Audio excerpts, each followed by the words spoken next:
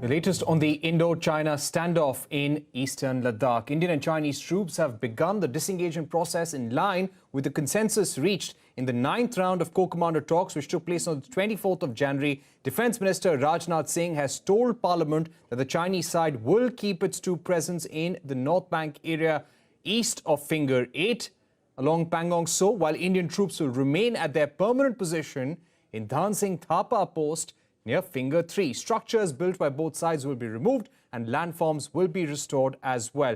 Joining us now to discuss this big development are Brahmachalane, well-known strategic affairs expert, and also Lieutenant General Satish, former GOC of the 15 Corps, who has also been the chief of the Integrated Defence Staff. Gentlemen, thank you very much for joining us. Lieutenant General Dua, if I can begin with you. There has been a video clip which has been released by the Indian Army showing disengagement, movement of armoured vehicles as well. Could you give us a sense that as per Rajnath Singh's speech, how much distance are we moving back from the friction point? The friction point was Finger 4. How much distance is India and China moving back from here? Firstly, the images that are being put out of the tanks moving away, those are perhaps south of Pangong Tso. The Finger area that you mentioned is to the north of Pangong Tso Lake.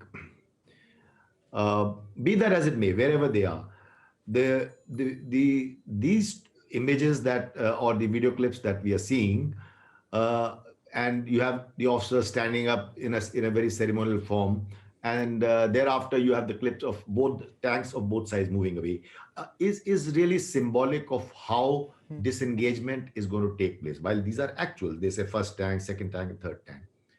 But let me also tell you that the actual disengagement is going to be a very slow and a verified process. It won't happen with the ease that you're seeing now. Each and every bunker, each and every emplacement that has been put by either side, when one will be moved, I mean, that's what has been discussed in such long and tedious and painstaking talks that have taken place, and several rounds of them. Each round lasted for 13, 14 hours at times or more. So every process, one emplacement moves back, then they verify it by sending, they send pictures, drones, then a patrol goes to verify it. When they move out one, it is already pre-decided what will the other side move out, and so on and so forth. So what I'm trying to say, it will take time, it will take patience, but the process has begun. The process has begun. Brahmachalane, what do you make of Rajnath Singh's statement? Disengagement had been agreed upon earlier as well. China went back on it. Today's words that Rajnath Singh made in Rajya Sabha, are they different? Are you seeing a deeper understanding now on disengagement between India and China? Well, China months ago proposed that a deal be limited to the Pangong Lake area, both the northern and southern banks. They also insisted that there should be a buffer zone.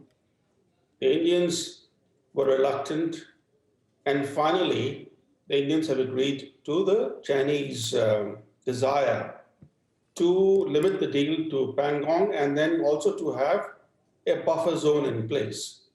I think the most important thing that is happening is that India is vacating the dominating heights of the Kailash range. This will leave India with little bargaining power to compel China to roll back its encroachments elsewhere in eastern Ladakh, including at Devsang. Devsang has witnessed the deepest Chinese incursion. In fact, retreating from the vantage points of the Kailash range is the equivalent of India pulling back from the Saltoro Ridge in the hope that Pakistan will not seek to seize the Siachen Glacier.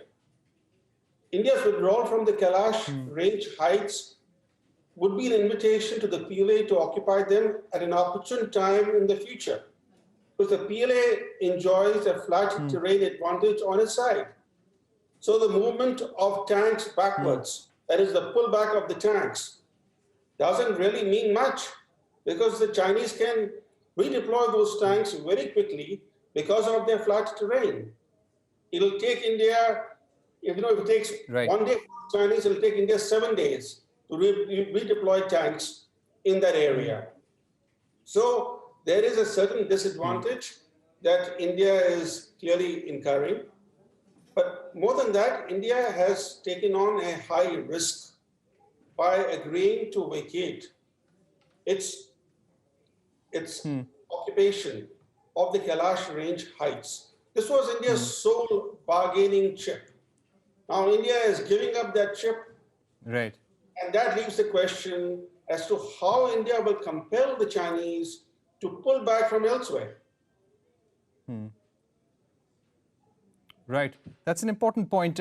General Dua, what do you feel about what Mr. Chalane is saying, that India has possibly committed a folly here? We might be at a disadvantage. It remains to be seen how we'll compel the Chinese to move back. And one difference that I noted between Defense Minister Rajnath Singh's statement and the Chinese Defense Ministry's statement was that the Chinese Defense Ministry spokesperson did not point out to the specifics of the disengagement and the points to which the two sides, the frontline troops would withdraw to. They made no mention of Chinese troops moving back to the northern bank area on the east side of Finger 8.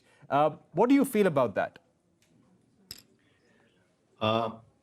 If you don't mind my saying so, I beg your pardon, I'll start again.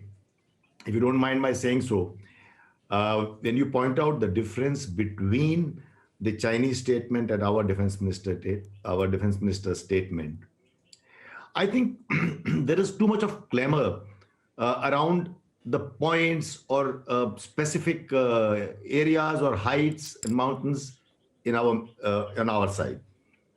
For instance, and that is the reason why we have to grasp the big picture, because the big picture means that the Chinese side came in, they tried something, we stood firm, it took a little give and take, casualties occurred, everything happened, and thereafter now we've come to a stage of massive deployment, talks have been going on, and now there is an agreement to pull back. Now, it is going to be a long process. Now, to your question about Brahmachalani's statement, my point is, to that my response is, we are taking certain points. No doubt what he said is right. Kailash Range gives us a vantage point. What he said is right, that there are other friction points. But aren't we really jumping the gun? We know little bit about it. And the defense minister has also said that there are friction points, discussions are going on. What is linked to what we don't really know as of now? So to my way of looking at things, let us see how these things progress.